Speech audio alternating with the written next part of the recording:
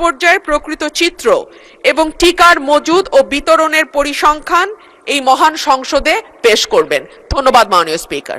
আমরা ডিক্লেয়ার করেছিলাম from 3rd May all over the country শুরু করার জন্য। আমরা এটাকে আরো এগিয়ে নিয়ে আসছি। Because we have been able to collect the necessary vaccines from UNICEF by this time, and so we are expediting the vaccination program all over the country from 20th of this month. আমরা 14 দিন এগিয়ে নিয়ে আসছি। From 3rd মে থেকে আমরা এটা আগামী 20 তারিখ থেকে ইনশাআল্লাহ শুরু করব। এটা আপনাকে অবগত করলাম। মাননীয় স্পিকার, আমি সার্বিকভাবে ওনার বাকি কথাগুলোর আরেকটা কথা বলেছেন উনি, গবেষণায় দেখা গেছে হাম কেবল একটা ভাইরাস তো এটি একটি ইমিউন এমনেশিয়া তৈরি করে, যাতে হামের পরে বাচ্চারা অন্য রোগে মারা যেতে পারে। মাননীয় সংসদ সদস্য, জাতিকে যদি আমরা খুব ভয় দেখিয়ে ফেলি তাহলে কিন্তু জাতি রোগাগ্রস্ত হয়ে যায়। রোগীর পাশে পজিটিভ কথা বলতে হবে। হাম কিন্তু আমারও ছোটবেলা হয়েছে, নিশ্চয়ই আপনারও হয়েছে। অল বেবি হাম হয়, কিন্তু আমরা কিন্তু সব মরে যাই। আমাদের কিন্তু এখন লংজিভিটি আরো বৃদ্ধি পেয়েছে ইনশাল্লাহ। একদিক দিয়ে নিউট্রিশন ফল হয়, আরেক দিয়ে নিউট্রিশন ইন হয় আমাদের বডিতে, এবং আল্লাহ তালাই কিন্তু আমাদের রেসিস্ট্যান্ট বৃদ্ধি করে দেয়। আর আমাদের যে হামটা হচ্ছে, আপনি যথার্থ বলেছেন, বিগত সরকারগুলি, দুইটা সরকারের ব্যর্থতার কারণে হাম হয়েছে, রিকাভারও হচ্ছে আল্লাহর রহমতে। উই আর ফেসিং 2000, আমি উত্তরটা দিচ্ছি মাননীয় স্পিকার ওনার।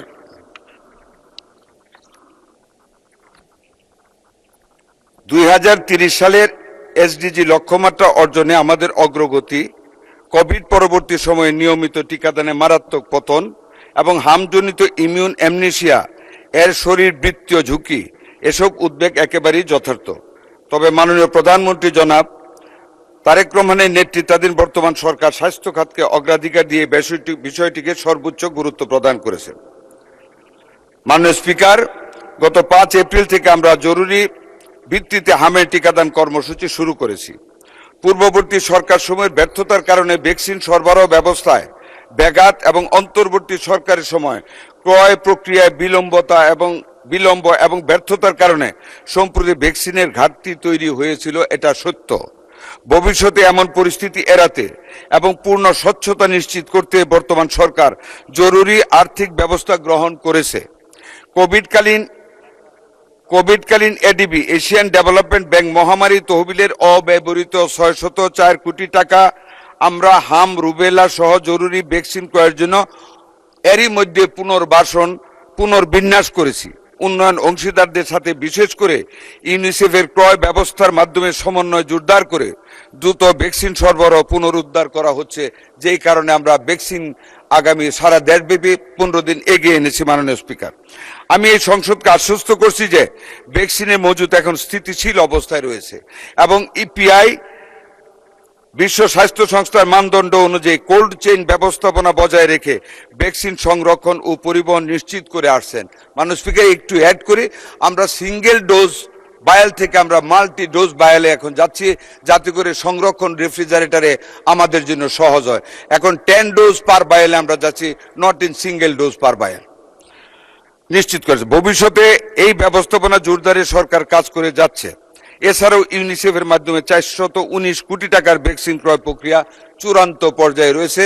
আমরা 200 কোটি টাকার অলরেডি নিয়েছি, আরো বাকি টাকার ডেলিভারি আমরা আবুধাবি থেকে, যেটা 209টা দেশে তারা ওখান থেকে দেয়, আমরা যাতে সবার আগে পাই এই জন্য আজকে আমরা একটা প্রতিনিধি গ্রুপ পাঠিয়েছি এবং আমরা আশা করি আমরা আগে পাবো। মাননীয় স্পিকার, মাঠ পর্যায়ে মূলত উচ্চ সংক্রমণ এলাকায় টিকাদানের জন্য সর্বশেষ বিতরণ করা হয়েছে 34 লক্ষ, মাননীয় সংসদ সদস্য জানতে চেয়েছিলেন, বিতরণ করা হয়েছে 34,83,000 ডোজ, এক বায়ালে 10 ডোজ।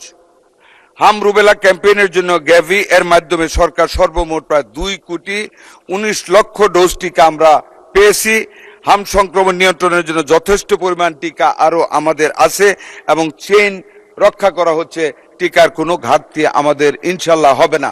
যে ঘাটতিটা মোকাবেলা করেছি তার সম্পূর্ণগত বিগত কেয়ারটেকার সরকারের এই ব্যাপারে কোনো গুরুত্ব না দেওয়া এবং ফ্যাসিস্ট সরকারের সম্পূর্ণ ব্যর্থতার কারণে, লুটপাটের কারণে টিকা ব্যবস্থার কার্যক্রমের চেইন রক্ষিত হয়নি এবং সরবরাহ নেয়নি, যেটা আমরা আল্লাহর রহমতে, আল্লাহর উপর ভরসা করে বলি, আমরা আমাদের মাননীয় প্রধানমন্ত্রীর গতিশীল এবং বিচক্ষণ নেতৃত্বে আমরা এরই মধ্যে বাংলাদেশের 18 থেকে 20 কোটি মানুষের শিশুদের জন্য টিকা সংরক্ষণ এবং